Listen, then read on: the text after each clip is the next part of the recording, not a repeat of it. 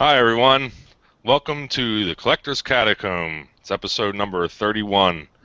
Um, Woohoo!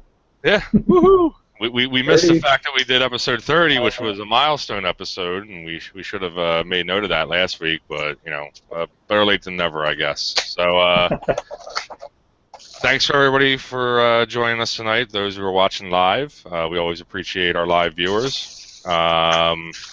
Erik, our good friend Erik, is not going to be joining us tonight. He may be on a little bit of a hiatus while he gets his business up and running. Obviously that's more important than the show. It's his livelihood, and he's got a lot on his hands with that. So we completely understand. But that doesn't stop the show from happening. So here we are tonight to share some things. I think we're going to discuss some Star Wars items. I have some military insignia that I was going to discuss, and we don't know what Drew's going to share, so we don't know if he's going to join us or not. And then I don't know, Brian. Maybe if you have some stuff, we're more than happy to hear what you have, and if you wanted to share. We kind of missed out last week. We had Brian had some stuff that he wanted to share, and we kind of ended the show a little bit too early. So we want to make up for that this week. And if you have some And items he that you gets to want go first. exactly, there you go. It's Collector's Catacomb, and we're just a bunch of collectors who get together every other week for about 2 hours just to discuss our collecting and the hobby and everything in between. So I'll kick it over to our good friend Dan, and he can introduce himself. Hello, everybody. I'm Dan at Moral Stuff. Oh, I don't have my tag down there. I'm going to have to set that up. But you can find me at moralstuff.com. I've got links to everything I do at that website. Both my YouTube videos, my what I sell, and what I collect, and whatever is in there. So, yeah, I'm a kind of a part-time picker, full-time collector, and everything else in between. Been doing this for many years in the collecting side. So kind of got involved in the resale stuff and decided, and thought, well, I started selling some of my collections out because I was getting a lot of stuff, and kind of got started on the resale side of things like that too. But I still collect, and I got a ton of stuff, and I got stuff in my videos. I got stuff. I got YouTube videos up and everything, and then this show. And I don't think I've run out yet, and I've not started to panic yet. I've always been able to come up with something for every one of these shows. Hey, and now that we're every other week, I kind of extended it out a little bit. So, but I'm always fine. As a matter of fact, most of this, I think everything I got this week is all new stuff that I just found in the last 2 weeks. So, anyhow, that's me. I'm gonna let you pass it on to Brian. All right, here I am. And Erik, do you have the camera focused on you? No, I don't know what's going on. Is it still on me? Because I don't I, have it clicked. I don't have it clicked on anybody. I'm looking at YouTube. It's just staying right on you. Is it So still click doing it? you. If you click I, you I again, did I did click me, and it okay, should have been there it goes. okay. Now I'm up there on the YouTube. I see it. All right. Maybe Yeah, Dan, you. sorry everybody. I keep forgetting. I'm controlling the show tonight, so we're going to correct that next week. And Dan's actually going to control the show from a separate computer. That I way, try. everything's independent, and I'm under Erik's name. So if you guys see me Yeah. posting on the message board, it's actually me, not Tinker's Row Relics, our good friend Erik Castle. So he's not just here in disguise and not on the show. It's actually me on there. But Brian, off to you. So Erik's not hiding under your desk. No, no. Well, we won't talk about that. Blue Falcon. Anyways, I picked up something the other day. I thought it was cool, and I know nothing about it. And it was. Let me get over here so I can make sure. This thing. It is a. Best guess is called a sun face. That's what I was just gonna say. Yeah, And this one's just kind of creepier. it's a tad. But it's I like like that. ceramic or plaster or something, porcelain, but no hangers. So I just have it laying flat. But you know, this got me the idea. If I could find more of these, I may start collecting these. Just the creepier looking ones, though. Where'd you find it at, that's Brian? It was at my little honey hole thrift store. I just happened to be there, and I think it was like $2. So Nice. yeah, cool enough. I'll take it. Looks like it's all shattered up with the how it's made. But yeah. Is that all hand painted? That looks like it's. I guess it's painted, right? Because obviously the other side's plaster. So. It is hand, I think hand glazed, Okay. because there's glazing all the way around it. So it's been fired and glazed. So, I don't know. Yeah, I can see some lines. It's hand glazed. That's pretty cool. Maybe I should do the show like this. I'll just Pull up to your face. I think that would scare people away. Could you imagine that if we all wore one of those masks during the show? Well, Halloween's coming up. That's true. Are we going to be on? How close are we to the Halloween show? Let's see here. I thought it was cool enough for $2. Yeah, I grabbed it. I'm thinking about trying to find more like this. So somehow I'll hang it on a wall. I'll add some type of hanger or something. But yeah, that's what I got. I was going to sell, but I'm going to keep it. There you go. Did you have some artwork last week, or you still have that ready, or? It's hanging on the wall. It's hanging on the wall. I'll hit that some other time. That's awesome. So yeah, I'm done. Creepy. Well, thanks, Brian. Well, obviously, everybody, as we know, Brian is our controls on the board. So, any questions you have, you can post them up for Brian. But we're hoping we can have him contribute more often during the shows with some of his finds, since he's back out in the field again.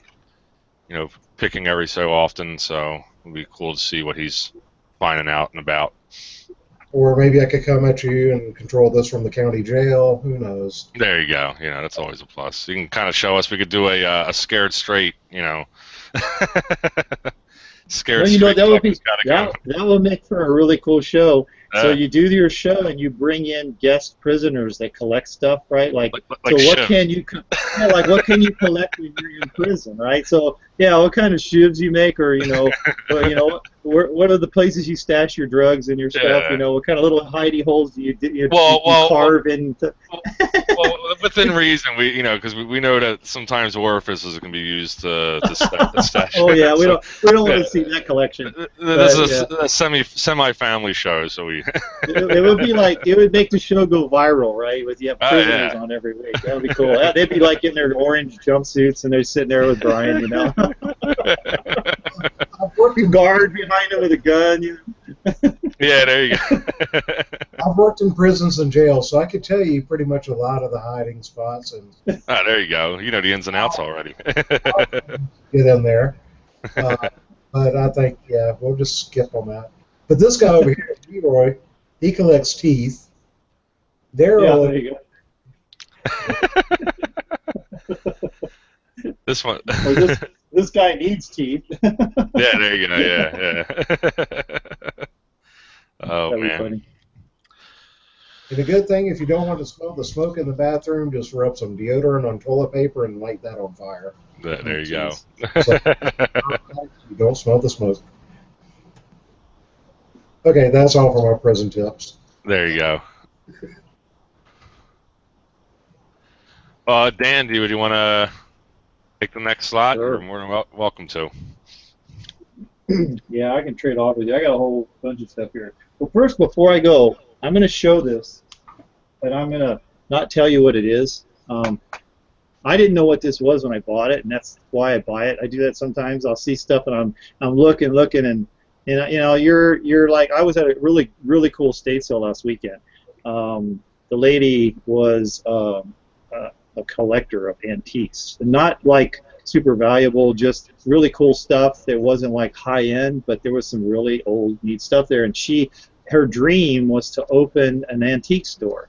All the years that she'd been buying up all this stuff, and the state, I guess she passed away, and never got to have this dream of having a store. So she had all this stuff, and the estate sale people that went in to do the work only touched like about this much of it, because they kept telling me there's so much stuff here. They've been there for 4 weeks, and they got a lot of the furniture and stuff out, and I'll show you some of the other stuff I got. But it was really cool stuff. I mean, this woman was like my soulmate. You know, it's like you walk in there, and every single thing would have been something I'd have picked up. You know, I was like, this is so cool. This is so cool. And my wife was with me, and she was dragging me over here. And I go, no, this is cool. And I ended up walking out of there with all this. I think I spent $300 in this place with a lot of little stuff. You know, and it was just really cool. And I wasn't really going to go major picking that day. I'd only picked one place to go, and this was it. But anyhow, so I found this. Some of you may already know what this is, but hold off on your answers, because I'm going to come back to this in a little bit at the end of my little show here, and I'm going to let you take a look at it. It's the shape of a horseshoe. It's made out of leather. There's no markings on it at all. I'll hold it still here a little bit. There's a buckle on the front, the strap. This particular one's got a little wear on it. And let me open it up and see what's inside. There's actually nothing inside, but this is the inside of it. It's lined with a really fine satin material. It's a little dirty, a little dusty inside of there. In the center, there is this little round cup that's got a lid on it. Hold on, I might need 2 hands. I don't want to break this. So there's the lid, and then there's like a little container. That's mounted in the inside of it. And then this is the lid. Let me focus. It's leather. Got the material on the inside. So when I saw this, actually my wife found it, brought it up to me, and she goes, "This is really cool." I go, "Yeah. What is it?" And nobody knew what it was. And so I thought, all right, just buy it. It was like $12. I said, okay, buy it. Let's see. So I'm going to let you ponder this. I don't think anyone out there has said anything yet. So just hang in there. I'm going to ask you to throw out your guesses a little later here, and you can let me know what you think this is. I actually looked it up finally. I figured out what keywords I could use to look it up, and I discovered what it was. So I do know what it is. So anyhow, that's that one. Military. And this is something I never looked these up. These are the tips of a shell of some kind. It says, come on, focus. There we go. MK, oops, that's upside down. Probably look these up really quick. Come on, focus. Yeah, I got too close. There you go. you're upside down right now. Now I'm upside down. Okay, hang on a second. I'll just read it off. It's MK. No, I think I'm not. I think I was right to that. It says WPC MK4 Mod 1, and it does a date. It says Lot 5 1167. I think that's a date. So this could be Vietnam era. They're brass. They're definitely brass or copper. There's the inside. They're the tips off of a military shell of some kind. Now, what I don't understand is what these are for.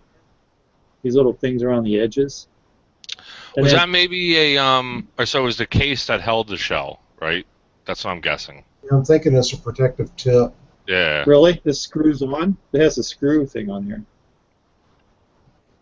I mean, I So wasn't that, a Navy or a tanker, so I really don't know. oh, that's true. Could be a tank. MK lot. This is lot number 6, 267. PC space MK4 Mod 1, and stamped on there in white, it says return to NAD/NWS. So maybe this says return it. So I don't know if it's like if you found these, they could reuse them, return them back to usable. Oh, reusable it says. Reusable. Return to. So I bet you're right. I bet that is like a. They're really cool. and they've got those dates on it from '67. I haven't researched this yet, so this is something I'll look into. But Those think that the little tabs that are on them, they could either be for a rack to slide in to keep them upright, or if they're laid down to keep them from rolling, maybe. Oh yeah, like if they hung this way in a rack and you'd slide it, the shell, the rest of the projectile is here, and they would slide into a hanging rack to hang. Yeah, that's interesting. That's true.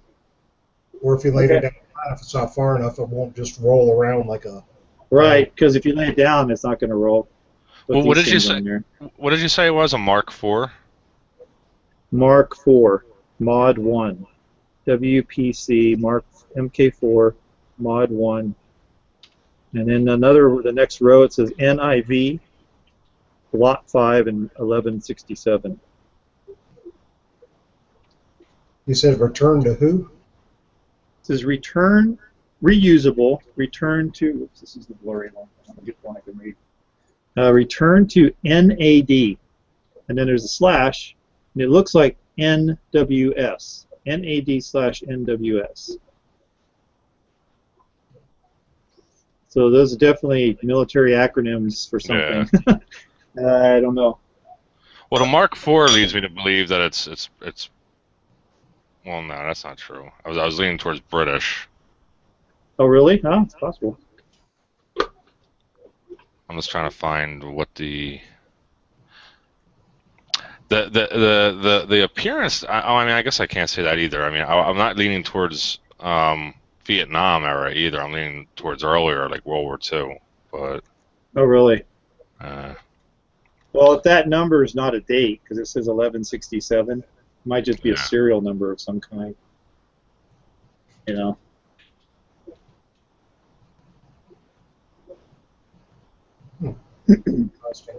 So that's like another thing. I just got that there. Here's another cool thing. Here's some cast iron. So I was looking at these. They're little. This is an ashtray. Cigarette goes here. Matchbook goes in there. But it's a Griswold cast iron. Huh.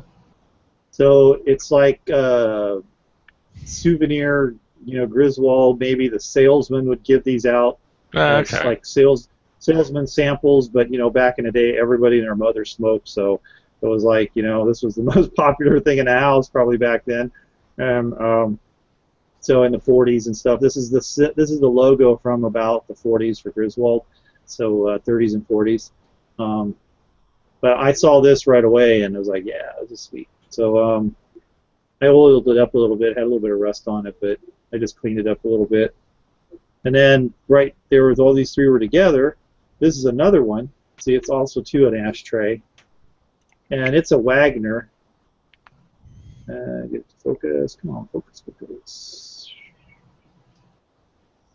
Made in the USA, it says on there. It has the Wagner logo, number 105, or 1050. So that's kind of cool. And here's another one. Now this one doesn't have the cigarette, you know, holder on here. So I read that the ones that I did find of these, and this is a Wagner also, this is an older one, that they were either toys, they're meant to be toys, or salesman samples. They're identified sometimes as toys, sometimes they're identified as salesman samples. I have a feeling that they were probably salesman samples, and then they were given to people in the house, which then became toys for the kids. So probably what it was. Or you can make a little tiny omelet. Fry a little tiny omelet, single bite omelet, because you can use this. This is like ready to go. Single egg. Yeah, just one little omelet. Actually, one egg would probably fill that sucker up. All right. This, something else I found, which I thought was cool. Still a little dirty. Came in this box. This is this box is more of a cardboard. It has a metal. This is metal around the edges and the corners and stuff. So the box looked really cool when I got it. But opened it up. So what this is a Grimes signal light model K3. And I found quite a few of them around. I had a hard time dating it. this might date Vietnam. It was all. They also made these during World War II, but it's a signal light for Navy ships. Okay. I've not plugged it in yet. It takes you have to clip it to a battery but what looks like what was in here, whoever used it. So there's like a cigarette lighter piece. Somebody made this. This is modern. Clip that on a battery and then plug your cigarette lighter in there, right? Because I think here's what I think. Here's how they rigged it. Here, I can show you right here how it was rigged. Okay, so see this. This is the cigarette lighter piece. So this got clipped to a battery. This then is the cigarette lighter socket, and then this is the cigarette lighter adapter. Okay, that goes in here. So now guess what? You got these bare wires. So then you take the clamps. There you go. That's safe. And you clamp it. Yeah, and you clamp it. Which I don't know why you wouldn't just clamp it to your battery right off. Either way, or this is meant for. I don't know what this is for. This is meant for like if you're in your car, you plug this in your cigarette lighter, and now you've got your search lighter. It's a signal light. No, it does a price tag on it. I didn't pay that yet. I went to this estate sale on the last day, which was the 50% off. So I paid her 50%. So anyhow, this is what it is. It's got a trigger on it, and it's for you push the trigger and then you do signals, I guess, with it. There's an on and off switch on the back. I haven't plugged it in yet. I should take it out to my truck. I might just leave it in my truck. Just make a good little searchlight if it's really bright. But it's got these filters, these lenses. I'll do this one hand. These colored lenses. Oh, cool. They clip on the front. So evidently in the marine world, naval world, different colors mean different things. So if you're flashing an orange or a red or a green or whatever. I thought this. Here's a blue one. I don't know what the blue is. Bluish purple. It looks purple. I've seen these in aviation, and this may be the same one they use in aviation. They use them in the control tower. If you're flying as a pilot and your radio goes out, then they try to communicate with you. You pull into the standard pattern like you're getting ready to land, just like as if you were, by yourself.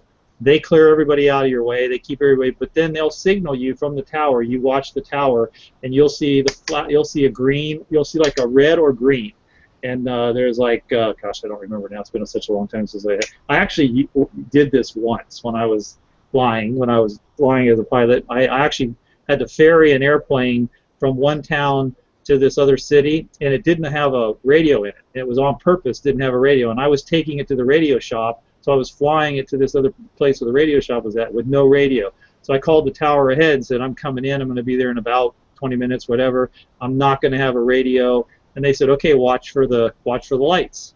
So, and then they gave me the clear to land with a flashing green or a solid green and flashing green normally. Or if they were to say go around, it would have been like a flashing red or a solid red. But they worked me into the pattern and gave me the red light, the green lights to land, and I landed, and it was cool. It was the only time I ever used one of these or saw one of these, so it was kind of neat. It's kind of cool. So I'm thinking they use the same. They use the same, the same light.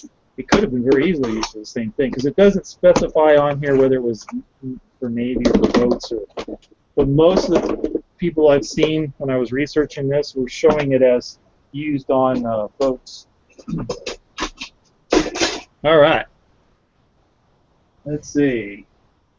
And this is where I'm gonna do a little rant. I'm gonna show a picture real quick. I'm gonna share my screen here.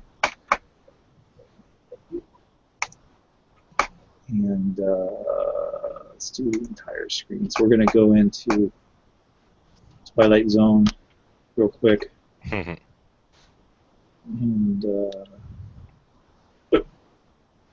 oops.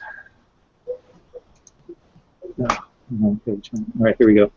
I posted this on the Collector's Catacomb.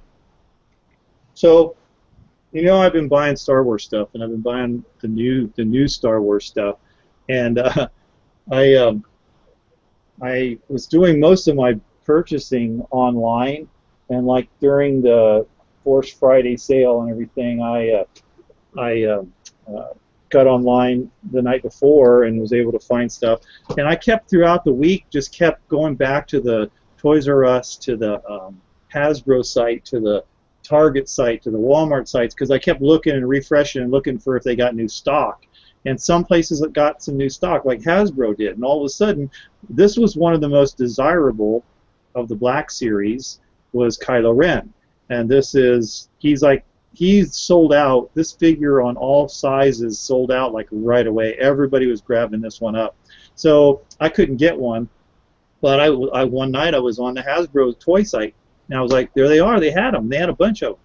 So I bought 2, and they shipped them to me, and they came the other day in a friggin' this is what pisses me off, a friggin' bubble envelope, padded envelope.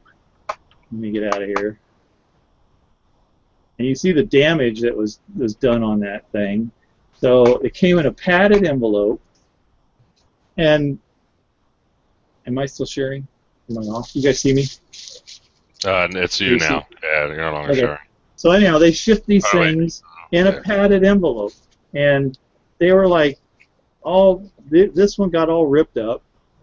This is actually the one that got ripped in 2 places, which is like really pissing me off. This one I was able to mold it kind of back into shape again. The top was all squished and the plastic was squished, and so I think this one's in decent shape. But I got one that, you know, if I want to like get it graded, or you know, because there's grading that you can do on toys and stuff too, and I've been considering it on some of these, but this one's like, it's not going to pass because it's tore up. So, you know, like we were talking earlier, we were talking about having loose figures and package figures. You buy 2 or 3 of the same one, so you can play with one and and sell or collect the other. And this might be a future display piece. I take it out of the box and set him up on a shelf somewhere to display or something like that.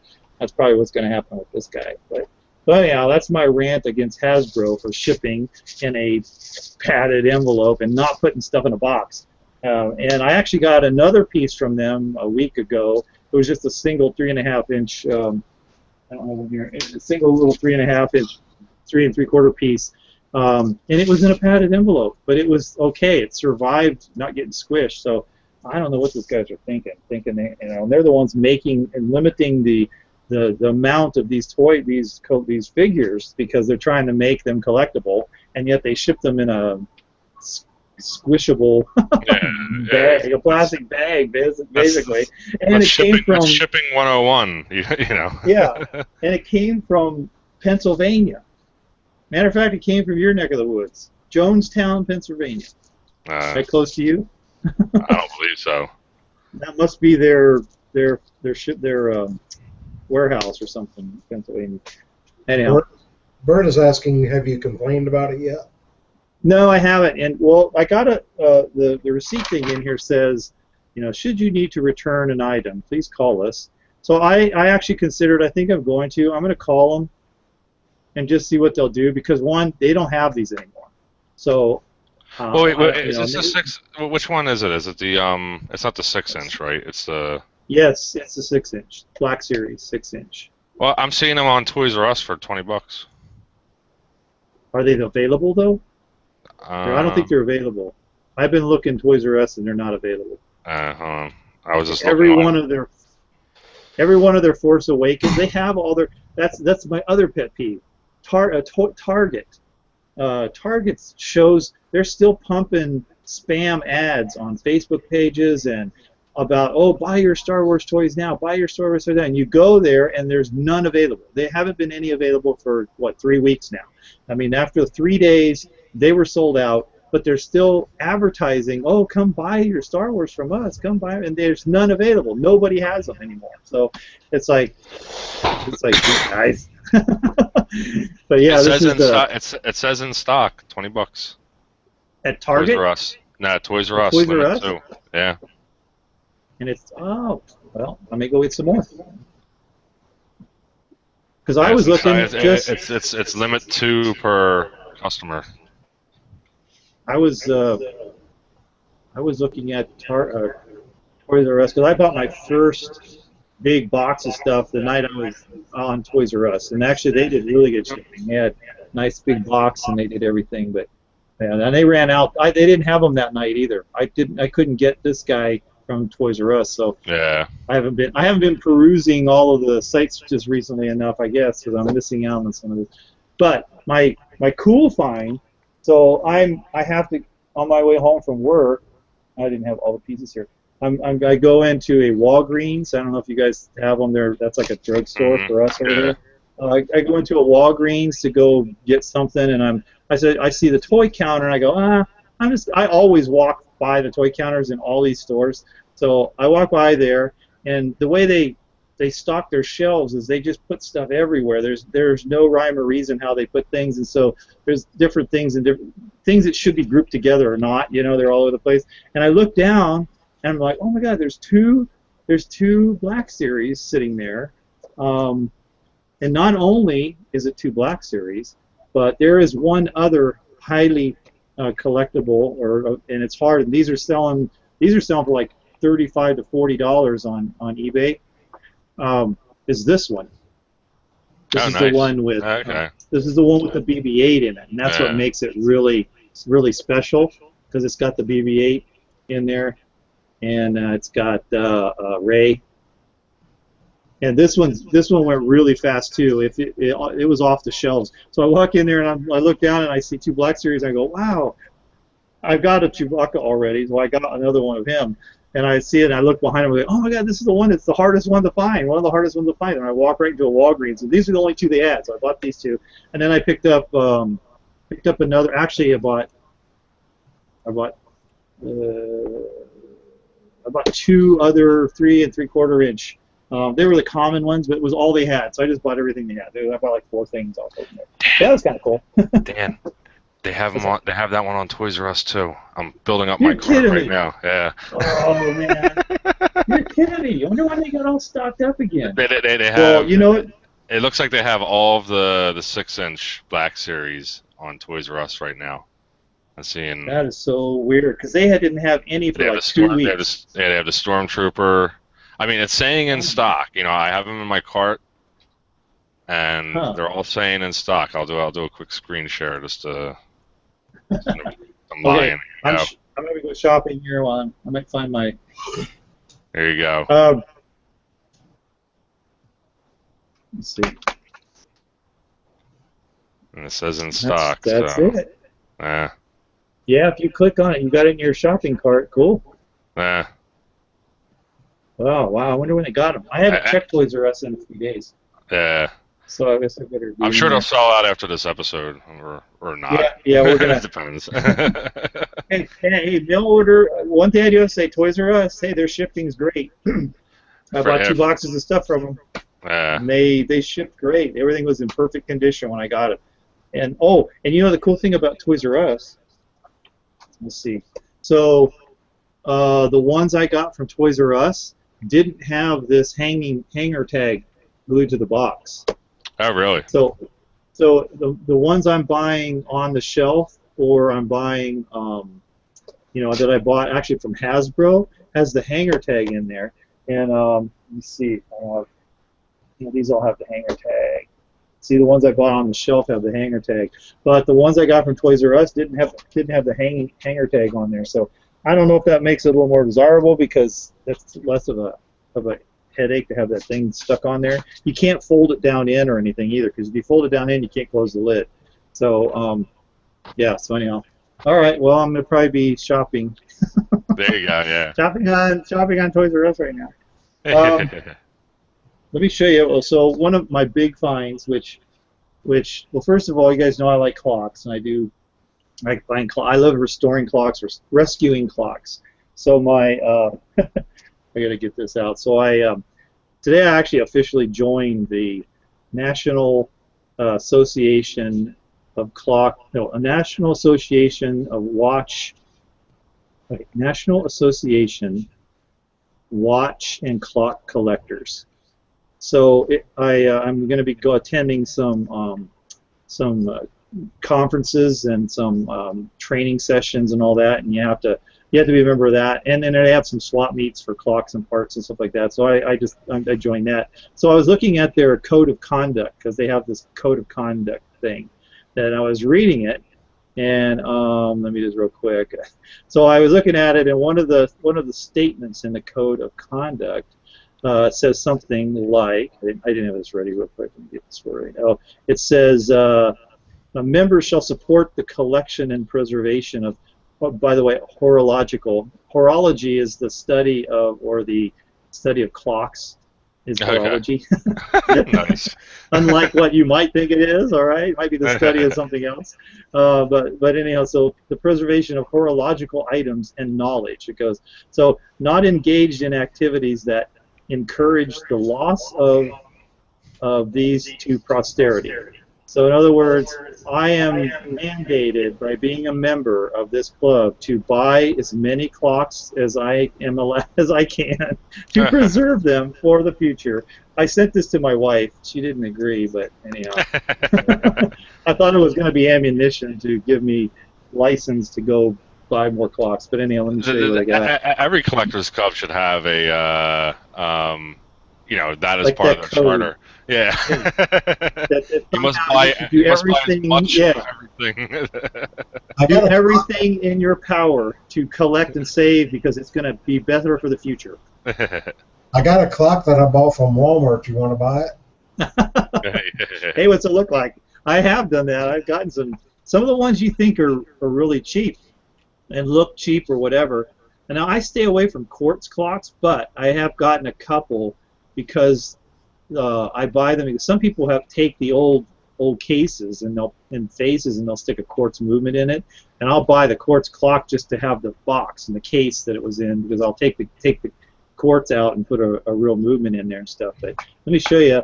So I was at this sale. Real quick, Dan. Why do you stay away from quartz clocks? I didn't catch that. Is there a reason? Well, okay, for me, a quartz clock is subpar, cheap, right? Okay. Yeah, I mean, it's like a battery-operated little electronic thing. A lot of people like it. To me, it's a crafting kind of thing, and that's fine. I have friends who's into clock stuff, and what they feel like is, well, listen, I have the makings of a clock here. I have a really great case. I have the face. I have the glass. I have the hands, but the movement is like so trashed. But I like the case. I like what it looks like. So they'll go and you can buy those things for like $4 a piece. You stick them in there, and now they've got a working clock with the case that they like. And to me, that's okay. A lot of people do that. That's fine. I like to try to find movements that'll fit the case, a real mechanical movement that'll fit in a case. Even if it's not made for it, I try to fit one in there, and I've done that on a couple of clocks just to have a real working mechanical clock. So I guess in a way you can say I'm a purist when it comes to this kind of stuff. But let me show you what I did get. Let me share this. So this is a grandfather clock I got. There were actually 2 of them there, and I'm kind of kicking myself. Well, actually, they may still have it. I have to call the lady that was doing the sale. You guys see this now? Yes. Oh, you see it? You see this? Okay. Mm-hmm. So this is is an English. It's not really called a grandfather clock. It's called a long case clock. In England, that's what they call them, I guess. This is dated around 1750. It's a 1750 English long case clock. So it was the movement is all in it. It was missing a pendulum, and it actually had the weights. I don't have pictures of the weights. The weights are these giant. They're probably about 12 inches long and about 6 inches round, and they each weigh about 40 pounds. They're solid lead, and they're really heavy. So instead of a spring, it uses a weight, kind of like a cuckoo clock does, where you've got the weights hanging to keep the clock moving, and that's what these did. They had weights in there. They kept the clock going without a spring, and then and it does have a chime, and it actually has a date. The number day of the week will change on it too. So there's one other little piece missing in it, and I think I can rebuild this. I really, when I saw this, I was like in love with it. Some of the wood pieces are loose, and that's why the previous owners taped it up. You see on the sides there's like tape. tape going around here, and this tape on the glass, I've removed that since, but let me show you another picture here. This is what the face looks like, which is pretty ornate. Under this, I was still working on getting this. This is a really old piece of masking tape that had been stuck on there for who knows how long. So I don't want to scrape it off, and I'm worried about too harsh of a chemical to try to get that off. I don't want to damage or scratch that because there's lettering underneath. It's painted on lettering that says the first word I'm not sure, but the second word says London and Perth, and I think these are the names of 3 cities that this company made that were making clocks were located in. I don't have the name of the maker yet. I believe that it is etched on the face, behind this face on the movement. I have not taken the movement apart yet, but I believe that it's etched. And what they would do is actually freehand etch their names, the maker's name, into the face of the clock back then. So, but this was kind of a style, what they called Gregorian style, but it's got a really ornate. It's got these dragons on the front and these like angels in the 4 corners. It's pretty elaborate looking. A little bit of fading, a little bit of tarnish. This is a goldish metal, and this is just a silvery colored steel or thin metal, but it's a little tarnished around here. But it just has a great look to it for being as old. This is probably the oldest. This will be the oldest clock that I've ever owned. It'll be this thing here. So, and then let's see. And then let me throw this up because I'm gonna stop sharing. I got this clock. Whoops. I should go back and share. I'm lost. You got all these things open on the screen. Let me share this real quick while I'm in there. Try it again. There's screen. Go back here. So this is the inside of another clock. It's a Waterbury clock, and it says under there, it says Waterbury Clock Company, USA, and I have it sitting right here. I got this from the same place. And it was really clean, as you see. I opened it up because I oiled it. It wasn't running, and I just oiled it and cleaned it up a little bit. But let me stop sharing. Okay, so I don't know if you see me now. Are you seeing me now?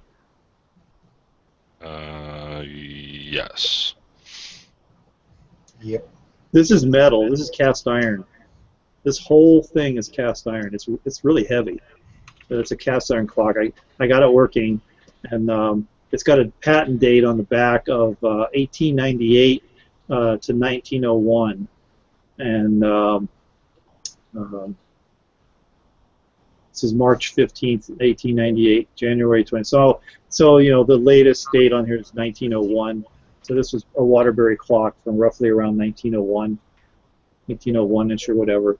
Got a really good deal on this, and it works, and it's really cool looking. I think it had been repainted. I don't believe this is original paint. This paint is too new looking.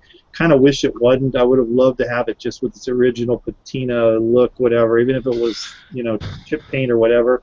I really like that look. But somebody had repainted it, and it just been sitting for a while, and it wasn't working because it was just dirty, and I cleaned it up a little bit, oiled it, and got it going again. So I think that's about all of the goodies. Oh, we got something else. I told you I have the gamut tonight, man, between Star Wars and military, naval radios. Here we go. Here's another radio. I get these. I've had several of these. These are really cool. This is a marine radio, so it's used on boats. But the way it works, you have different bands. You have a marine band. You have a broadcast band, which is an AM radio, and then beacons. You have the beacons from buoys and Coast Guard stations that send out a beacon, and they're like direction beacons. And you can tune to any of those. But what happens is you can tune it. This is more for navigation than it is for listening to music. So, okay. So this is the antenna right here. This part is the antenna. and you would point this to north. You'd set the radio to north for the direction that you're going, and then you tune to one of the stations. Like say it's a beacon, and the beacon's coming off from a coastline somewhere, and you want to like go straight to the beacon. You want to go to where this radio signal is coming from. So what you do is you turn this antenna until the signal tunes in really strong, and where it tunes into the strongest is the direction that you go. So you would turn your boat to the direction that you see the antenna arrow pointing. And that's how then you would be going straight to that beacon. So let's say it's a radio station that's in, you know, I'm off of San Diego, and there's up north in Carlsbad, there's a radio station. I know what the frequency is. I listen to it. I'm out in the water, and I want to know, like, when I get aligned with it. So it tells you the direction. You turn this, and the signal fades away as you get further away from the signal on the antenna, because this is actually the antenna. And then as you get closer to the signal, it picks up. There's also like a little meter over here that tells you also, instead of, if you can't hear the signal very well, you can visually see the strength of the signal on this meter right here. I guess that's about it. It's a little dirty. It's battery operated. I have yet to get my batteries in here because I don't have D-cell batteries yet, so I got to go buy some batteries. It takes like 6 D-cell batteries. It also, they also have, oh, I hear YouTube. I hear myself on YouTube or something. Yeah, it also has batteries. It also has, some of them have an adapter for DC, like a DC adapter to plug into. I don't see one on this one, but I don't know if they still make these or not. I found some from the 60s and 70s. I've actually had some brand new in the box from like the 70s. I'm not sure if they still make these or not. So, but it's got handle. You can lay it flat or you can lay it on this end. Really portable. It's awesome. So it's kind of cool. Cool little another radio piece. You have to buy them all, Dan. You have to buy them all. I don't have a code of conduct for radio. I gotta find. That's what I gotta find, man. I might just write my own. I think you should have supplied the philosophy to everything. I mean, you know. Yeah. Why does it have to be for one focus? It should be for everything. We're preserving the future, right? Yes. We're preserving the past for the future. Absolutely. And it should be our dying job for the rest of our lives is to just get everything shit as possible. Consider it like Pokemon. You gotta catch them all. Hey, it's gonna be. Somebody asked, Wade asked if this is a Loran. No, it's not a Loran. It's just a regular AM receiver. It just receives signals, beacon signals, which are in a different frequency range. The beacon signals are, I don't know, they're like in the 150 kilocycle range, 150 to 400, whereas, you know, broadcast bands are from the 52 to 1.6 megacycle range. That's like AM radio, basically. And then the marine band is the marine signal that they use. It's the frequency they use for communication, the marine radios communication. So those are the 3 things that it uses. All right. Well, we had a question that flew by. It's from Thrift Daddy. He said, "Are Westclock Scotty pocket watches worth collecting? They are referred to as dollar pocket watches." Well, I'm not a pocket watch expert. I like them, and I have a few. And I'm not like the most expert person.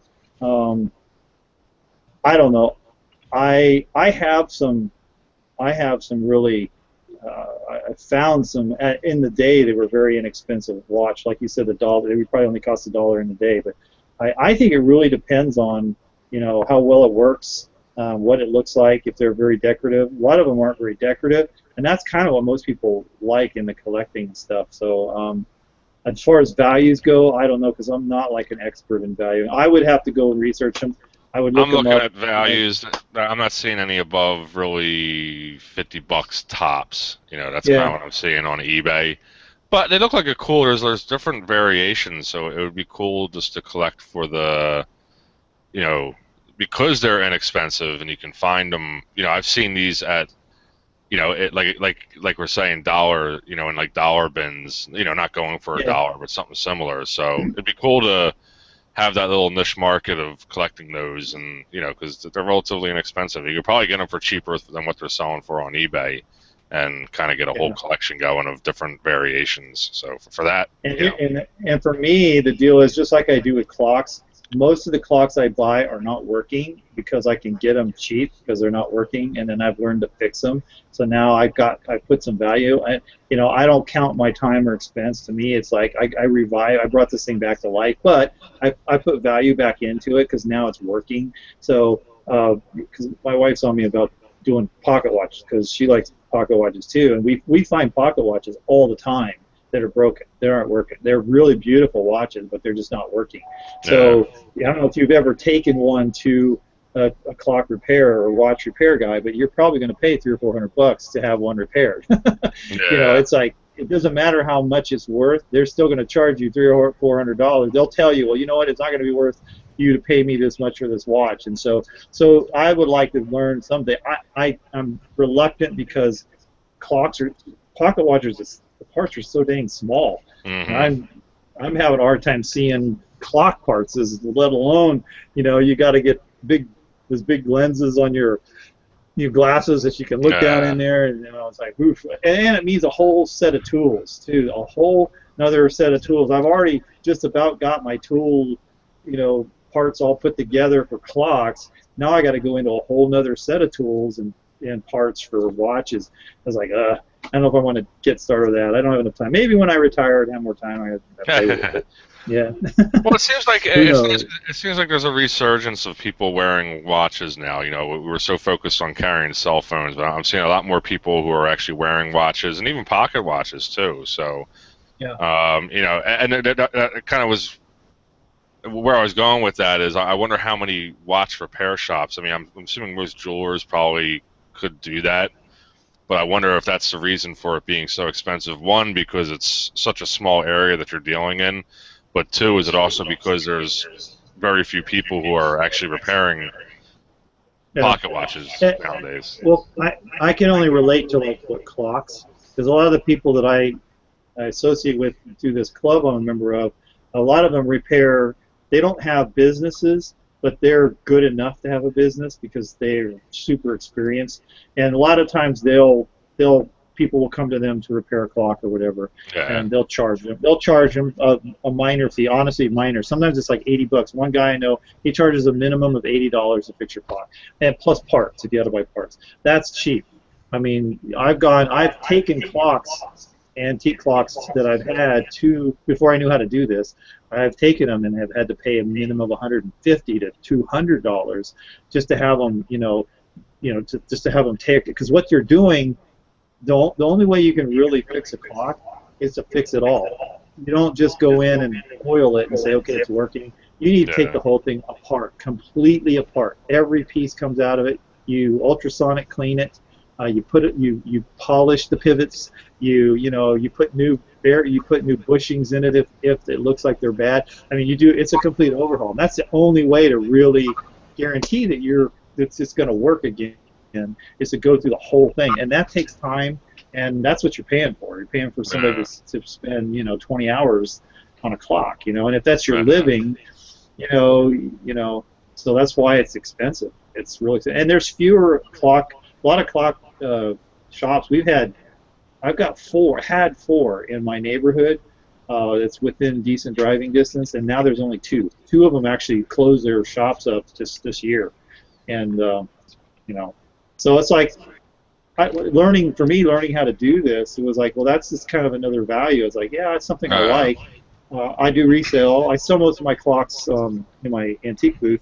I haven't sold any online yet, but anything I have, I'll sell in my antique booth. But I'm not making a lot of money back. I basically make back or double or triple what I've actually originally paid for it. But I don't really count a lot of my time in it because I kind of do it as a hobby, and I'm learning, and I like to do it as a learning experience. And the more I do, the better I'm getting at, faster I'm getting at it, and stuff like that. And I can identify problems better now. But I'm way, way away from some of these guys. I'm getting ready to take, actually in January, I'm taking 2 more classes. One's another beginner class that I took before, and another is a more advanced class that I'm getting ready to take. So I'm kind of excited about that because it's going to be kind of fun. That's awesome. Yeah. All right, Dan. It's kind of been discussed in the chat already, but you need to let the cat out the box. I looked it up. It took me 2 seconds to find out what it is, but we'll see what are the guesses in the chat. Okay. Yeah, Berta said I should do a video. You know, I've thought about doing that. There's a lot of guys that do videos on clock repair, and I don't feel like I'm experienced enough. But what I'd like to do is do a video for pickers that are going out, you know, and they're doing estate sale hunting. How to recognize whether it's got any resale value. You know, you might look at a clock and go, wow, that's beautiful, but there's pieces in a clock that might be missing.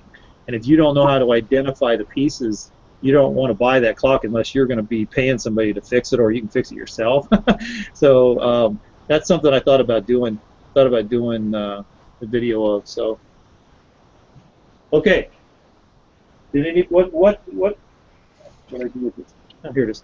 Do we got any? I didn't see it. Chat's been flying by. So what do we got here? What was some of the guesses or answers? I'm sure somebody's already Googled this and looked it up. Well, I think Berta Bell had the correct answer, but you can look back. What'd So she she said it was a shirt. It's a collar box for shirt collars. That's what it is. And then we had Wade, who guessed a pillbox hat box, but then So he kind of, back in, yeah. this is actually an English thing. When I was researching these, now I'm sure they made them in they used them in the U.S., but every one I ever found was made in England. So it was primarily made in England. But yeah, the collars on shirts used to be separate. On a button-up shirt, didn't have a collar sewn onto the shirt. It was a hard starched piece of cloth that was super starched, and they would button it in. There were some buttons on the inside of the shirt, and you would button the collar in. And because they were starched and you wanted to keep it in perfect shape, if you traveled and you took you wouldn't just going to throw that into a suitcase because it would get smashed. So what this was for putting your collar in here. So you get your collar nice and starched from your cleaner or your maid or butler or whoever was doing your clothes for you, and you'd lay the collar would fit in here. So you can see this is kind of the shape of a collar. Yeah. And you lay the collar in here, and then in the middle was for cufflinks. So most of the shirts back then didn't have buttons on the cuffs, so they used cufflinks. And so I think it was the shirt buttons too, wasn't it? Also, wasn't that? Yeah, shirt buttons. Yeah, there was two holes. Yeah. Each side of the shirt had 2 holes, and then there was a button that fit between. It was like a 2-sided button, and I used to have some of those. I should dig those out. Yeah, and you put them on. The only time you see those now is in tuxedos. A lot of tuxedos still have that 2-hole idea with the button that goes in between, and they're decorative buttons. They're usually real shiny, and they have pearls on them or something. But yeah, this cup in the middle is for holding buttons, for holding the cufflinks, and all the accessories. And this is a travel case, basically, for the collars. Cool, Berta. All right, how long did it take you, Berta, to find that on? She said she cheated. She's a cheater. Yeah, that's what I thought. No, that's okay. So am I. She's So am all I. right. So I can't say anything. I immediately went up and looked up horseshoe leather box, and I think it was like the 5th photo on Google Images. So. Yeah. Yeah. And as you dig deeper, you start seeing some of them actually told you a little bit of history about you know. But the ones I saw, all the ones I saw were just plain. This didn't have a. This one's got a knot in the middle. I didn't see any with this kind of fancy knot. I don't think I saw one either. Yeah. This is like beveled up right here. This little horseshoe kind of beveled up right here. So I'm actually gonna sell this one. So just go on, because some of the prices were pretty decent from what I paid. Okay, nice. Yeah. So I'm gonna probably sell that one, but that's cool. I figured you're not gonna go back and start wearing, collarless shirts. Oh, the next show, yes. But non-collar. Can you imagine this? I have a hard time. At my job, I sometimes have to wear a shirt and tie, and I just can't take that collar around my. Yeah. I used to all the time, and then I got away from it, and now I hate it. So I do my best not to have to wear a tie. My job's not 100% a tie kind of job, but there's certain meetings when you meet with the bigwigs. I hear I'm you. like, oh crap. So I go buy shirts that are too big because then when you button the collar's pretty loose, you know. Yeah, there you you don't go. buy it That's the too way to tight, do it. so you got some space in there, right? You do make those little things like a button with a loop that you space out up there. Oh yeah. That's true. I Yeah. hold the top button on. Yeah, you put the button through the loop, or And then it just kind of laps around the button. Yeah, I gotcha. Okay. That way you're not so constricted. like you're getting choked whenever you just turn your head. Yeah. Yeah. Well, thanks, Dan. It was a very eclectic mix of items. Yeah, that was kind of a major mix match of like everything, and I have more. I just like oh, I didn't bore everybody with all these things. I got to save something. That's great. It adds variety to the show, so you know. I had to make up for all of Drew's spines because he, make up for him. Yeah. Where is he? He's hunting that Sasquatch somewhere. We know it. Sasquatch got it up in the woods. All right. Well, I'll kick off with some of my items. I actually wanted to provide an update to an item I shared a few weeks ago. It was a U.S. Marine Corps uniform, officer uniform. It was kind of a plain Jane uniform, named to a gentleman by the name of John Keller. And I'm going to do a screen share real quick. Bear with me. All right, so here's just an article, a picture of the Marine, and just to refresh everybody's memory. Make sure I'm showing that actually. Hold on one second. So here's the uniform. And so, nothing too fancy. It was just an officer's uniform with what they call a piss cutter, which is his overseas cap, and then he had a Pacific or Asiatic Pacific campaign ribbon. So I posted this on a collector's forum, and this is actually the second time this has happened to me, but I wound up being contacted by the grandson of the veteran. And, he was inquiring about obtaining his grandfather's uniform.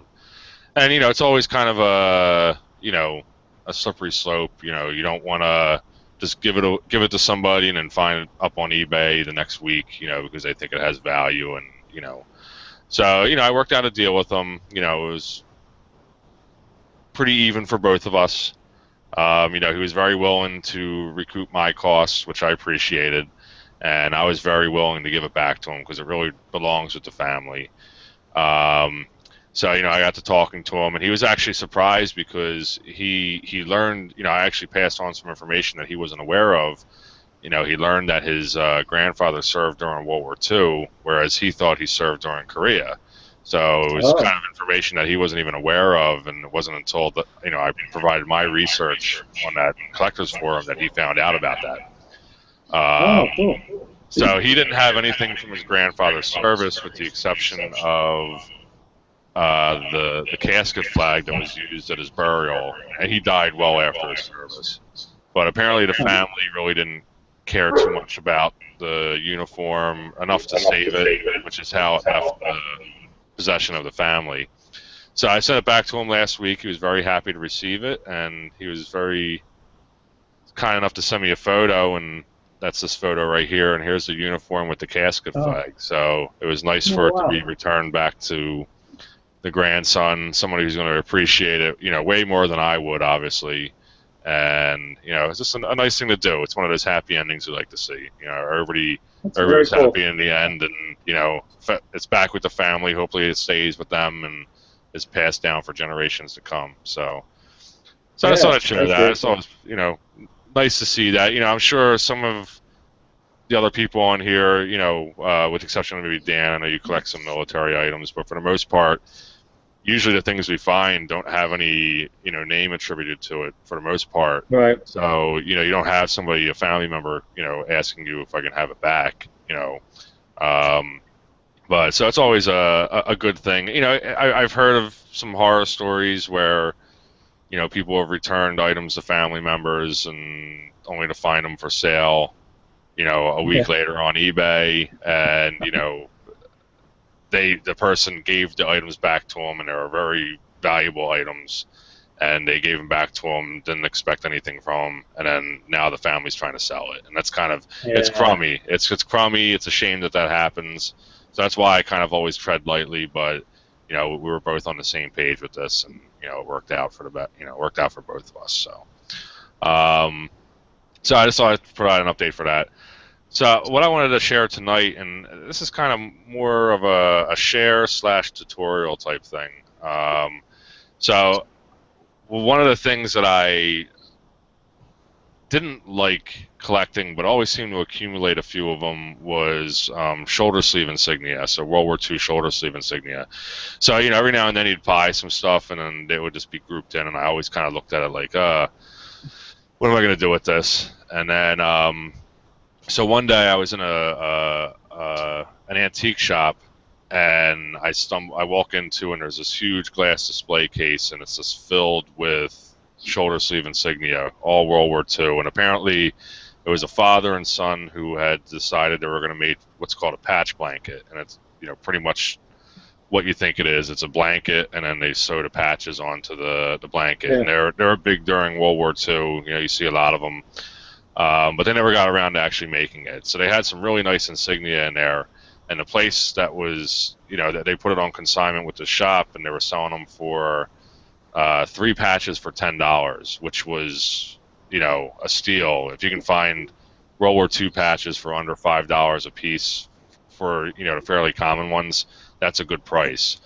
So I went in and bought what I thought were the more rarer of the pieces, and then actually wound up going back 2 more times, and I think I pretty much bought, you know, about 75% of everything they had, and that probably about 100 patches total. So that got me into collecting shoulder sleeve insignia. Cool. So I just wanted to kind of just do a little, like, you know, tutorial just to show you what World War II insignia, you know, is all about, and how it can be a fun collecting field, because I think any show, antique store, flea market that you go to that has, you know, vintage items or antiques, for the most part, you're going to find, you know, a piece of shoulder sleeve insignia. And it's nice because, you know, I might go to a show or something and not find anything else, but I know I'm at least going to walk out with a patch or 2. So, you know, that's always fun. And there's so many variations and eras that you can collect. You know, I focus on World War II, but, you know, you have World War I and earlier, and then you have, you know, Vietnam or Korea, Vietnam, and later. So, you know, you can kind of, you know, once you think you've collected everything that you want to in that era, you can always move on to another one. So there's endless opportunities there. So this is a standard World War II U.S. machine-made shoulder sleeve insignia. So it's a cut edge patch, and what that means is you can see that there's like a khaki material going around the edge of the patch. And basically what it was is there was actually a sheet of khaki material that the patches were sewn onto, and then these were actually hand cut out, and that's how they were, and then they were eventually bundled and then sent off to, you know, be worn on a uniform. So what we have here is the front and back of a 29th Infantry Division insignia, and on the back you have what's called a snow pattern. So that this is kind of what you want to look for on a World War II made patch.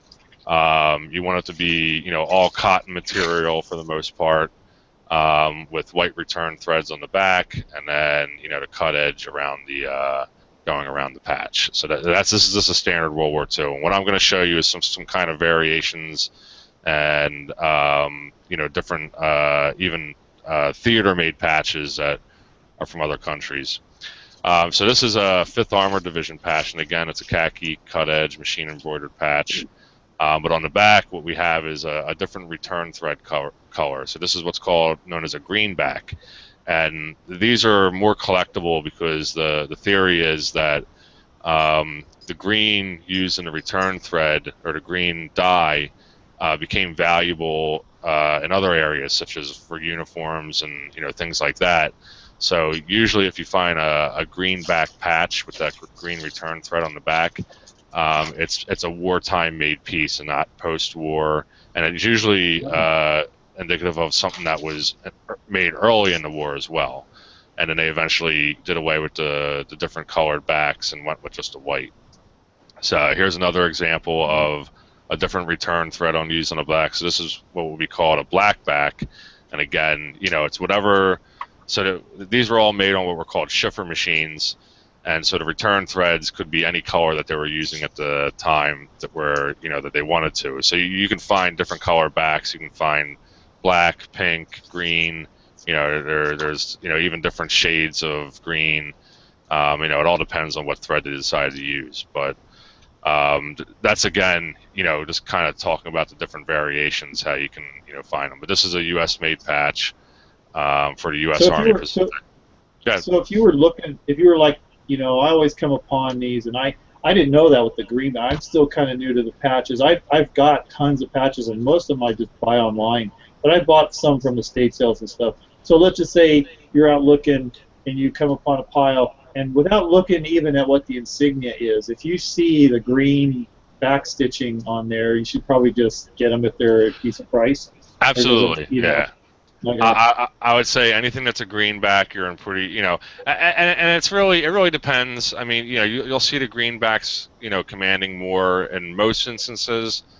Sometimes it's not really, it doesn't command a higher value. It really depends on the piece of insignia, but I'd say you're pretty safe if you find a greenback that it's a wartime made piece, and in some instances it can command value, higher value.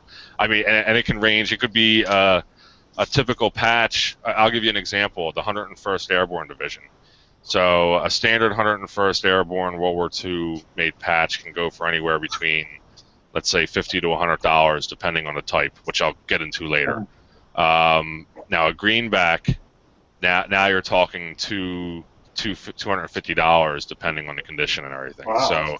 So that just goes to show you, they're not as common. The same with the 82nd Airborne greenbacks; they command a higher value. So again, once you collect them and you start reading about them and then checking eBay, you start to see which ones have better higher value. All right. Cool.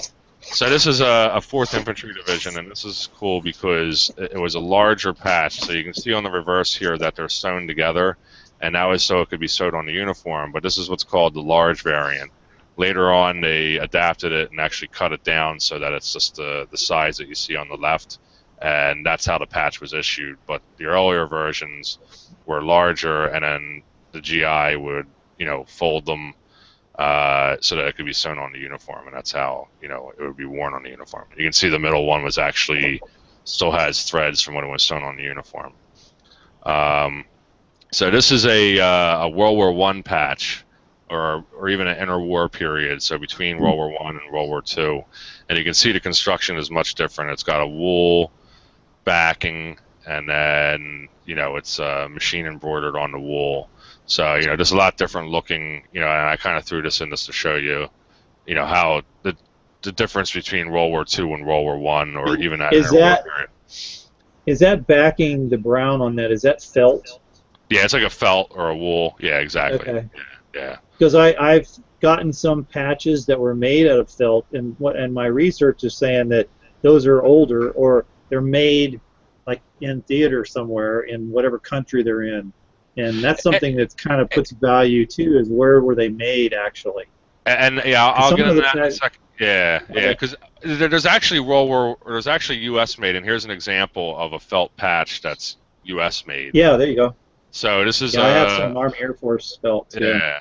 So this is the 1st Army Air Force, and you can see it's felt material, and it's got a a wire bullion thread that's cool. used to for the actual design, and it's got a black mesh backing on the reverse, and that's so that they could apply the design there.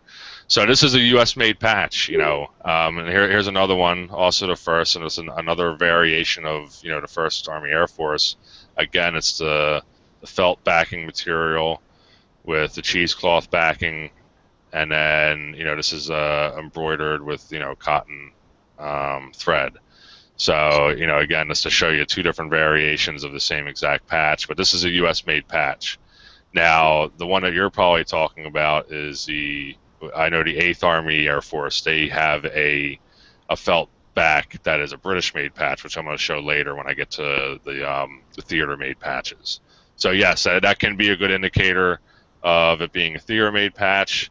I think the felt versions can command a higher value in some cases than its machine embroidered version. Some cases it doesn't. It really depends. A good example would be the Air Force cadet patches. I don't think that the felt backing versus just the cotton backing has any type of change in value because they were so common. So common, the fact that it's common has can be a price indicator as well. All right. So here's another just to kind of show different variations. So this is the 8th Infantry Division, and you can see this is a green back. It's very prominent green back. And the interesting part about this is it has an OD border. So the border around it, and to give you an example, here's a later version of it, which is missing that OD border. So both of these patches are World War II, but with the green OD border, it would indicate that it's an earlier made insignia, as well as the green backing.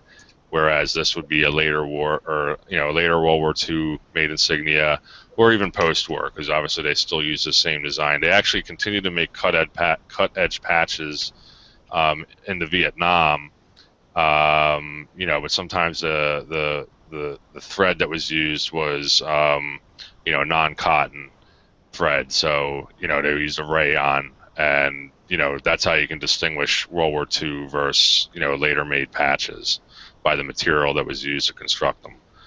And then here's another variation of that same patch, and the difference here is it has a flat top, whereas this has a rounded top. So again, just to go to show you the same three patches, but just different designs. And then, just to go to show you that you can collect different variations of the same insignia. Here's another example. This is the 44th Infantry Division, and this is, a white back, cut edge patch, and then here's its earlier version with the OD border. So just to show you that. The best thing about patch collecting is you don't need a whole lot of room, and they display really easy. Yep, absolutely. And just to show you that, here is my patch collection. There you go. They're all just kept. And I wasn't going to show all these on here. That's why I did the images, because they're easier to look at and you get the detail. But it's basically one binder. These are all my unattributed patches, and then I have a separate binder where I keep all of my attributed patches. So I put little labels here with the person's name, and then that way I can keep all those patches separate, and they're still displayable, but they, at least I can see who these were attributed to. So these were patches I would have obtained as part of a group, and I keep the name with the patches, but they're also stored in the protective sleeves and not just sitting in a box. So I can, pull them out every now and then and take a look at them. And I'm so anal, I even do the label patches attributed. So, but bear with me for 1 second. You do that so that when I do your estate sale, I'll know where to find that stuff. Exactly. Well, I do that with my wife too. I always tell her, I say, I have spreadsheets, and they don't go selling the stuff for the kids on the street so they can play Army. But all right, so here's another one. This is the 82nd Airborne Division. And again, this kind of showing the variations, even in the, these are both what are called attached tabs. So the airborne tab is actually sewn to or a part of the entire patch. But you can see this one has this little khaki insert, which should have been cut out, but some soldiers left them in. Whereas this one has been cut out, and you can see how, it still has that khaki thread. But this is what they would have been printed on. And it's a good sign, goes to show you what that cut edge is. This is the material that it would have been printed on. And you can see even the lettering, differs between the two. And then actually this one is what's known as a ribbed weave, and you can see that it has those ridges or ribs that are going down, the patch. So it's just, different manufacturing styles. Again, another way of collecting, different variations. Here's another one, it's got that ribbed weave, and then this has an OD border. This is for the 88th Infantry Division. And then here's the, the later version, World War II era without the OD border. And not to talk prices, but just to give you an example of value, this is like a $280 patch, which is insane when you think about it. Who wants to pay that much money for a patch? You look at it, you were looking through a pile, there's nothing special looking about it. It's just blue. Exactly. But that little OD border, it adds, so here's a $5 patch, and here's like a $250 patch. So that little border there, adds $245 to the value. So here's 101st Airborne, and here's where it gets complicated. So there's a gentleman by the name of Mark Bando, who is a huge enthusiast when it comes to the 101st Airborne. He's written several books on it. He's interviewed multiple vets who have served in the 101st Airborne Division. He's kind of the go-to person if you want to find out anything about the 101st. He's developed this whole he has a website called Trigger Time, and on that he has the different variations of the 101st Airborne patch. And as you can see, I've shown you 1, 2, 3 patches, and they all differ slightly. And he's developed a type system. So this would be, I think, a Type 2 101st. I think this is this is a Type 1. I think this is a Type 2, and this is a Type 10. So, and it's all based on the different designs. And you can see, this has what's called a scribble eye, which is, what classifies this as a Type 10. This has a solid eye, which, classifies it as, I think I said a Type 2. I'm probably messing all of those up, the numbers. And this has a scribble eye, but it's got a flat head. So that's what, differs it from this one right here, which looks very similar, as far as the eye design, but because of that flatter head is what makes it different. So again, different variations of the same insignia, just another way of collecting. Here's a good example. Here's a good example of different variations. So you have Army Air Force Headquarters, and then you have, so this is just a standard patch. Then you have your felt variation of the same patch. Then you have the greenback version of the same patch, and there is actually an OD border version of this patch, but it's very rare. If you ever find one, buy it, because it's worth about $300 or so. And then here is a greenback, but on twill. So there's 1, 2, 3, 4 different versions of the same exact patch, and there's actually a 5th, and there's probably other ones that are theater made. But just there to show you, there's tons of possibilities out there. And I'm going to do one more share. We're going to do theater made insignia. So this is another collecting area in itself. So obviously, while our soldiers and Marines and men in the Navy were overseas, there was a need for patches, and they the locals would make patches for them, and they made some really beautiful patches. Actually, some of them are more beautiful than the U.S. made versions, especially the ones with bullion, which is, kind of like this one here. This is for the 3rd Army, and it's got a wire bullion for the A, felt material for the backing, and then bullion for the red circle going around. And this is actually sewn on a uniform I have, and it has this cross-stitching, which is another added bonus. But this would be a German-made patch, so this would be a post-war occupation period made patch made by, German uniform makers. Here's another, just to show you kind of a difference. So here's the 5th Corps, and this is a greenback U.S.-made version. But then here's a theater-made version. So you can tell by the salt and pepper style of the insignia, and it's got this wool backing, which is not a common feature Wait, found on US-made that's patches. the Chrysler emblem. It sure is.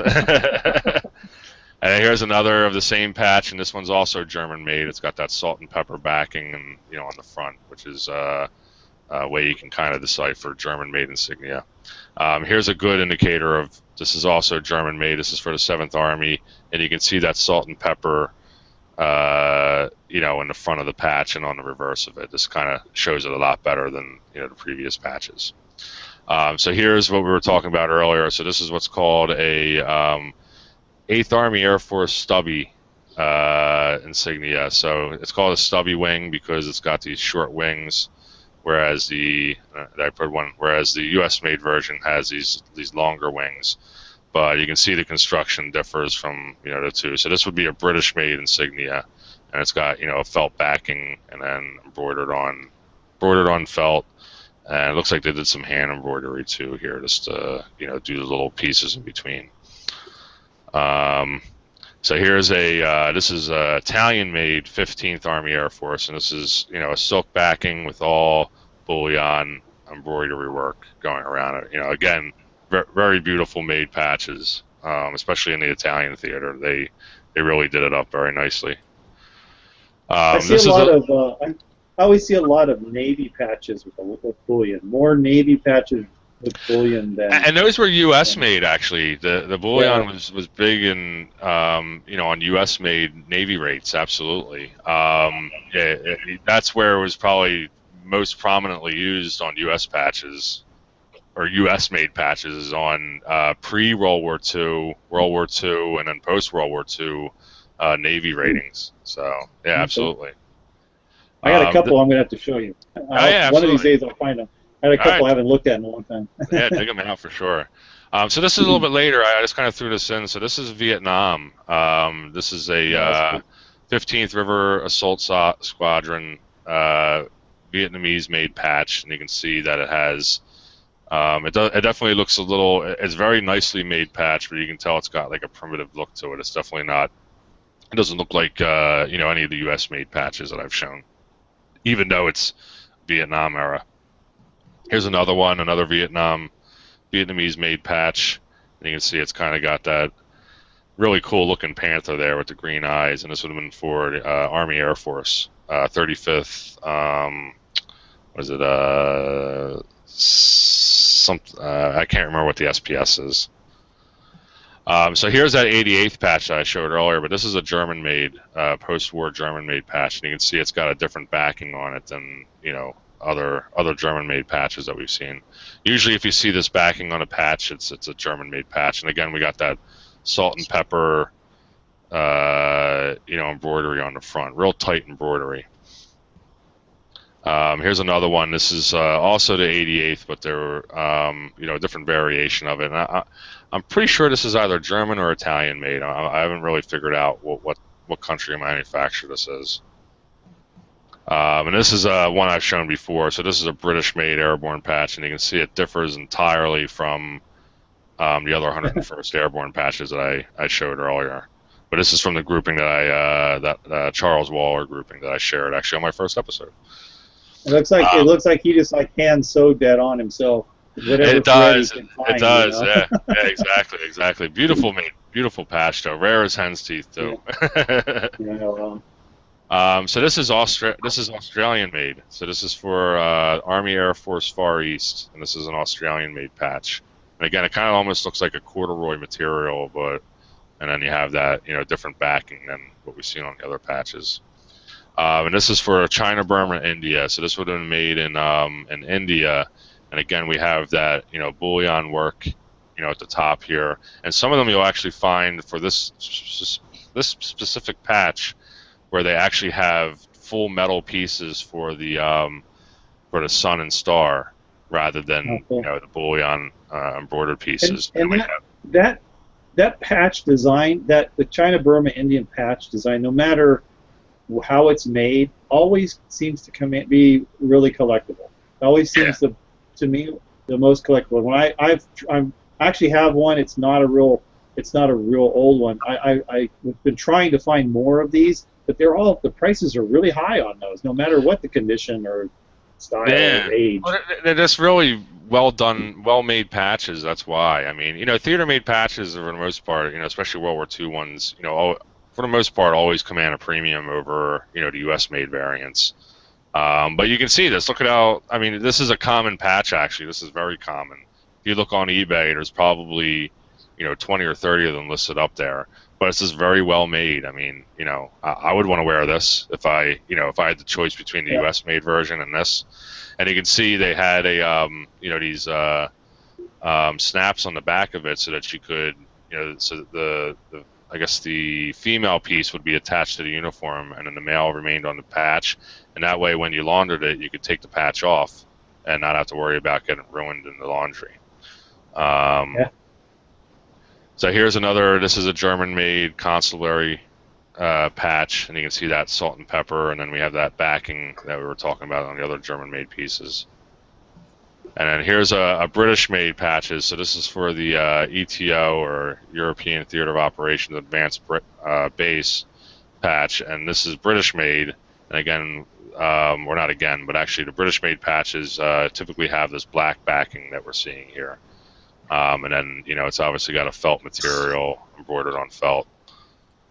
And then here's the U.S. version, which, differs greatly from the British made. The British made just looks a lot nicer. And then this one's an interesting piece. I think I shared this before, but this is a German-made rank insignia. But it looks like they used old German uniform material for the backing. So, again, whatever they could find, they used it, and that's what they made the patch from. Here's a couple more. These are some German-made patches. This is for U.S. Army Europe, and, there's many different variations of this. This one has Berlin, for Berlin District, I believe, and then there's one that says Airborne, which I don't have, and then there's just a standard one like this. This is also German-made. But again, those patches. What's that? I could talk about those patches. Oh, I'm sure this is you, right? I would imagine so, right? That right there is USAR, U.S. Army Europe. Yep. And go back to the Berlin. That's U.S. Army Europe, Berlin. Yes, because that was an occupied city, which had the special designation for Berlin. That was the only European patch that had the city name on it. Yeah. So I was showing these because there are 3 different German-made patches, and you can see that these 2 are very similar in construction. Oops. Whereas this one has that backing material. I think this one might be a little bit later. I think this one might be like 50s or even early 60s era. And I think they still use the same design today, if I'm not mistaken, right, Brian? Yes. Yeah. Berlin no longer, because it's closed down. It became a capital, and we moved out of it. Exactly. Yeah. But there is, since you're a collector, there's another thing to look for, because I've seen them before. It'd be the USAR patch, but there was a tab that went on top, just Berlin itself. There was, yeah. There's a whole bunch of variations. There's also, like I said, an airborne one.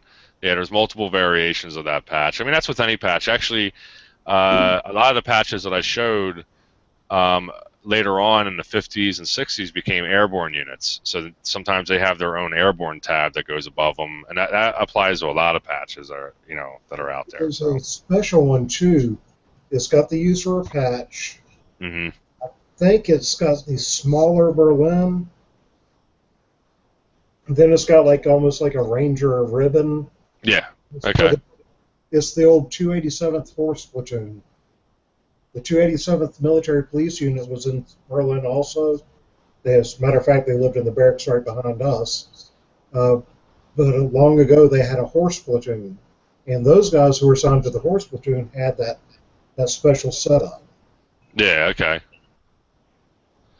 Yeah, I mean, there's guys out there who they'll collect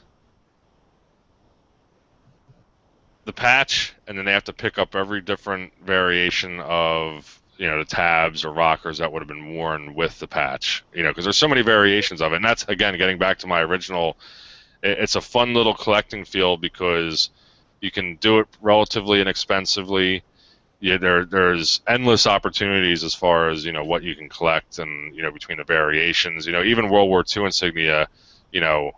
I started collecting them roughly 2 years ago, where I was actively collecting them, and I've already amassed a collection of probably close to 300 patches, and that's just picking up pieces here and there, at shows or at antique shops and what have you. I was in Rochester, New York or earlier this week, and I hit an antique shop and I walked out with about 30 pieces of insignia. So there's just endless opportunities.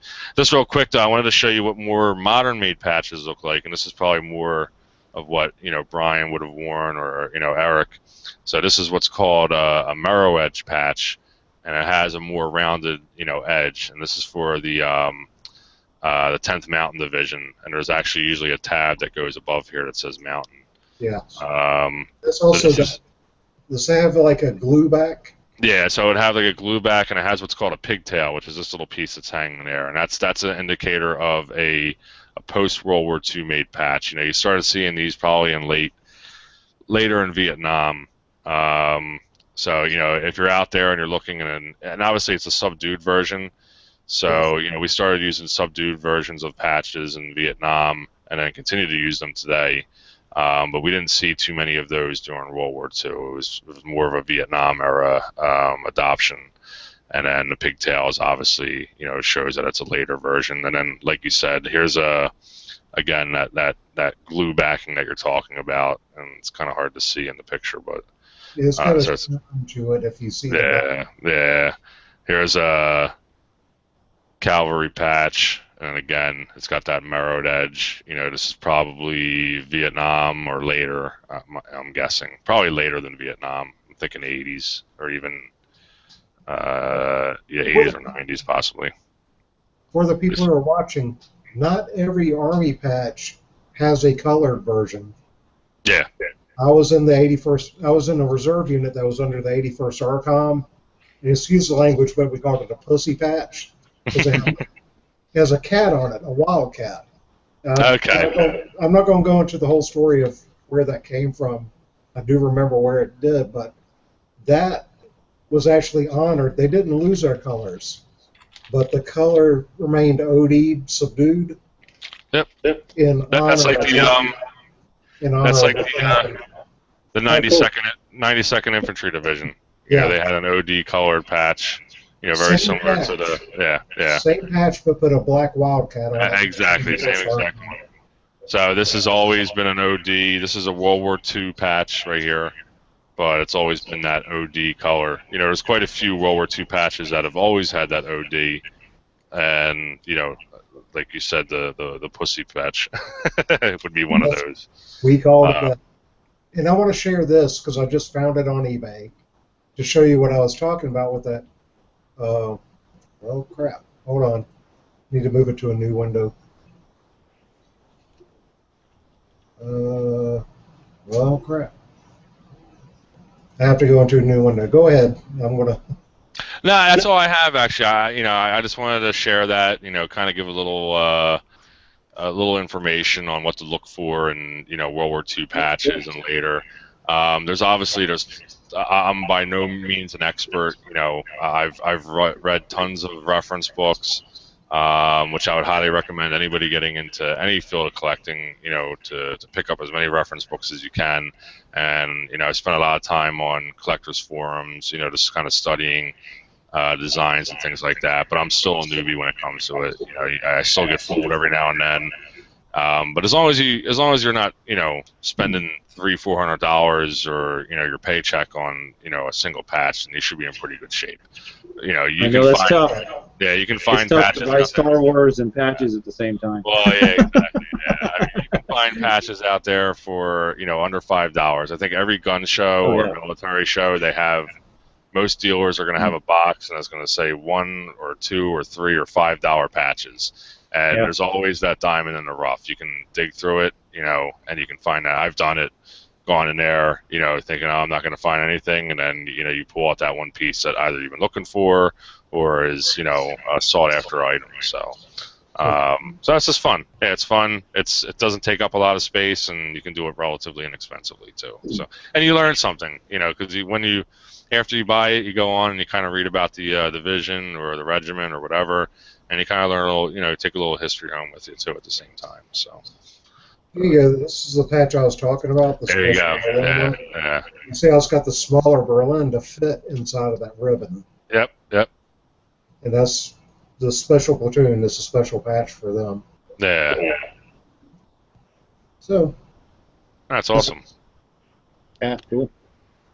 Very good. I like that because I pick up patches all the time, but I always had questions about the backing because I know the backs are different on some of those, and I was going to wonder why, and which ones. And only thing I did know is that the felt ones could potentially be a little more desirable because they're older. But then, but yeah, that's cool. I like that. Good information. But if you want to pick up a good book, bear with me for 1 second. This is by far the best reference book that I have because it has very detailed photos. And just bear with me. It has very detailed photos. It shows a different construction of the Insignia, and it's called. I'm gonna do a quick screen share. And just a tip while you're doing that, if you really want to know, like if you find a patch and you're not. You're not familiar with the Insignia, what it means, where it belongs, where it is, or what it means.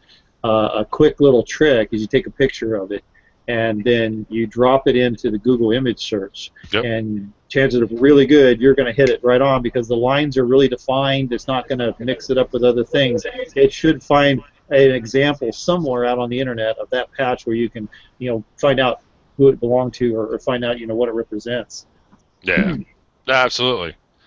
So this is the book. This is kind of my Bible in a sense. It's called U.S.-made, fully machine-embroidered, cut-edge shoulder sleeve insignia of World War II and how they were manufactured. A collector's guide. Oh wow! It was by a author by the name of Hans Debris, and it's a reference book all about shoulder sleeve insignia. So it's got. Let me see, because it basically has very detailed photos, close-ups of the construction, and it covers everything from patches. It says World War II, but it actually covers everything from patches during World War I to post-World War II and even into Vietnam. So yeah, here's kind of a screenshot of the inside of the book, and you can see that it shows, we have a green back here, the different construction style, things like that.